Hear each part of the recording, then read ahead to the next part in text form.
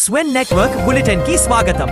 RCB గెలుపు సంబరాల్లో 11 మంది మృతి చెంది పెను విషాదం చోటు చేసుకోవడంపై విరాట్ కోహ్లీ తీవ్ర దిగ్భ్రాంతి వ్యక్తం చేశాడు. మనోవేదనకు గురయ్యానని ఈ ఘటన కలిచివేసిందంటూ సోషల్ మీడియాలో విచారం వ్యక్తం చేశాడు. గడిచిన 24 గంటల్లో ఇజ్రాయెల్ గాజాపై జరిపిన దాడిలో మరొక 95 మంది మృతి చెందారు. జీహెచ్ఎఫ్ మానవతా సాయం కేంద్రాల వద్ద ఈ కాల్పులు జరపడం వల్ల ఈ సహాయాన్ని గాజా మానవతా సంస్థ నిలిపివేసింది.